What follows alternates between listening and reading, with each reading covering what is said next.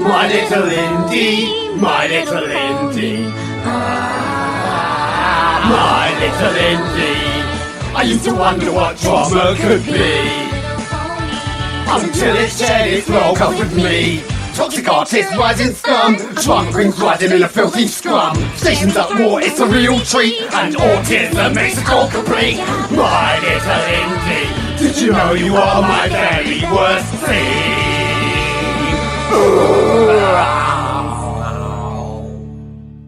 All right, we've come to that part of the show where we talk to our special guest and featured artist, and I did mention that this is the last Butterflies and Hurricanes for 2017, but it's not the last Fusion Music Radio show, and we're going to be talking to the gentlemen who are going to bring you the very last show of the year from Fusion Music Radio on New Year's Eve at 11 o'clock Greenwich Mean Time. How close to the edge can you get? And that would be the Surgemasters. So they're going to be bringing us a show called Surgemasters Sessions. And we're going to be hearing a lot of their fantastic music tonight and talking to these two gentlemen who are individually Fusion Records artists, and you know them from their various works, I hope, unless you've been living in a friggin' cave all this time. And we're going to be talking to them after we hear the first song on this fantastic playlist, and this one is called Destiny.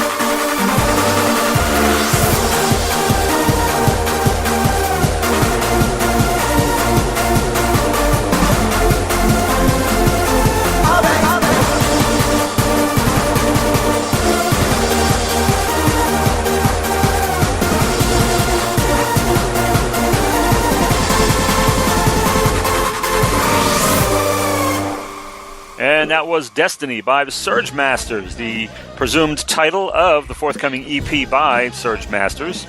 And we're going to be talking to those two gentlemen here in a moment.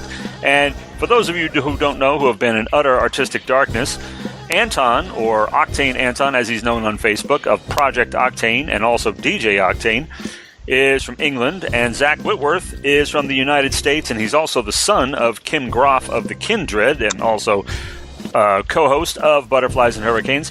But they have met and hung out on both sides of the pond, and they are together right now, and we're going to be talking to them. Isn't that right, gentlemen? You are together where?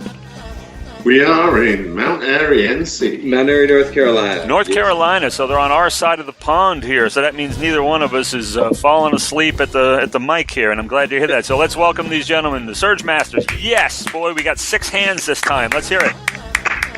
We're at a real advantage. We got more hand power to make a noise, and have additional questions to ask you, gentlemen, that do not always apply to every artist. Okay, so now I'm going to ask you in a little bit about your creative process and what, if any, work you got done while kicking it in the same countries, because you guys have met on both sides of the pond. You've spent time together. We're going to find out if anything got done or were you just too busy partying. But standard question, times 2 this time, and not because of any lack of imagination on our part, but we have to know, what is it? Because musical interests and influences are a very individual thing. And so what was it that influenced you and got you excited about music? Let's start with Octane here. Well, to be quite honest, I've been doing this for so long, I was going to give up doing it. And Kim sent me a piece of Zach's music, and I thought, now that's a guy I would work with quite comfortably.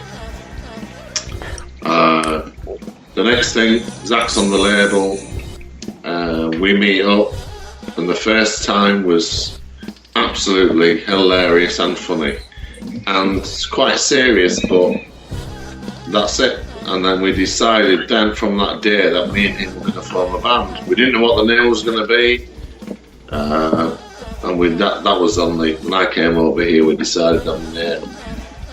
And we didn't even decide on it. We didn't decide. We were brain picking, but yeah, Doug, my stepfather. Yeah, he sort of created the name, and we went with it.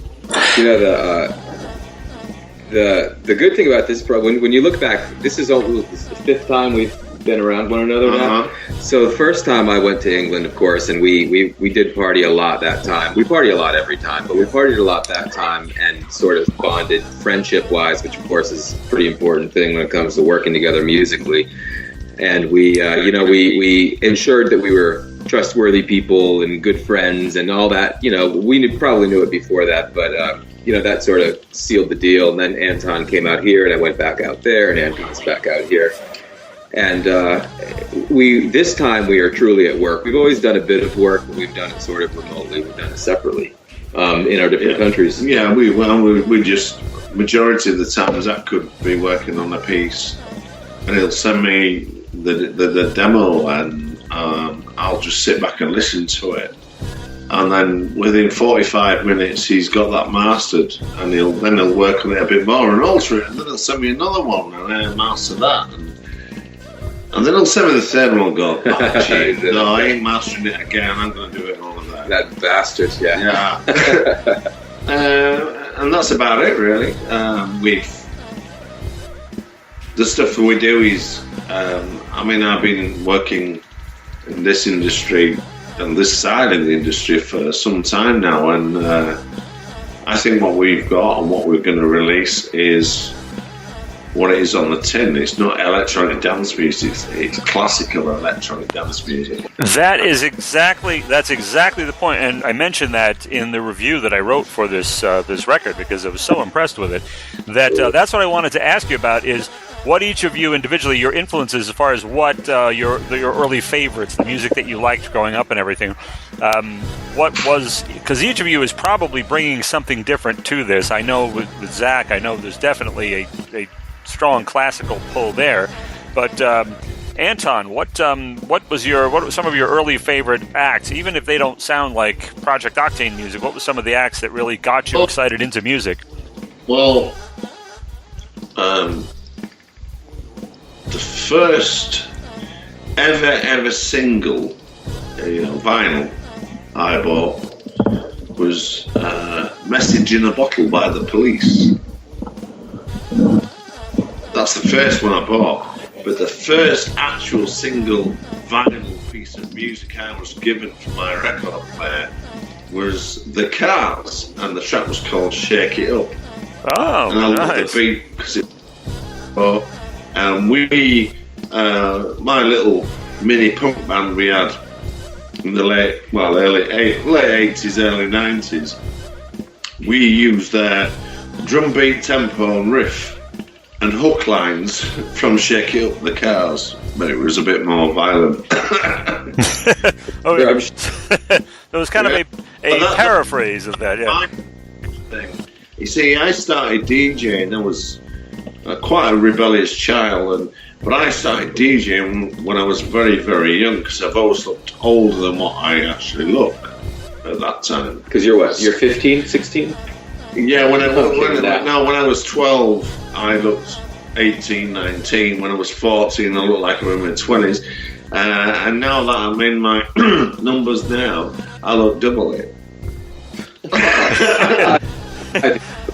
But, I mean, the main question, why choose to work with myself? Well, he's better looking, he's got that bit rebellious about him, he's a pain in the ass and a douchebag sometimes like I am.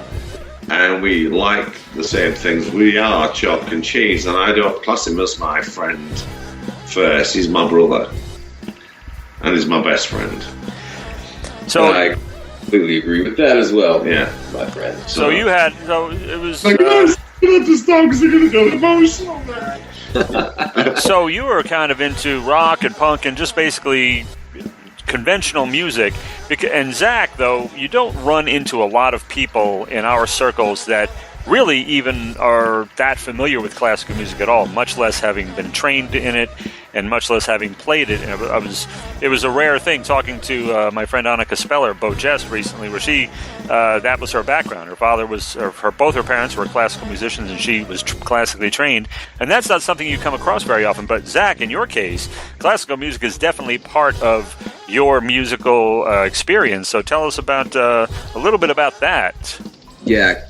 Classical music always it goes way back for me, but you know I've been into electronic music in a lot of forms since the 80s. Also, I mean classical music's sort of my first love music wise, but I think it's a good grounding thing. Like you know, it makes me understand all other forms of music, and even if I don't relate to them, I can kind of see what's going on. But electronic music can be really orchestrated like classical music because it's all about layers. It's all about the thickness and the builds and where things drop off, and it's, you know, building and then surprising the audience. And just like classical music, if you listen to a Haydn piece, Haydn symphony, it's these crazy builds, and then you think he's going to explode with something, and he backs off into just quiet, and it then explodes or something. You know, it's always a little surprising, and I think that lends itself well to electronic music. Well, that's why I like Vivaldi's Four Seasons. Yeah, it does the same thing, yeah. I just love the beginning and the crescendo. And as you know, I played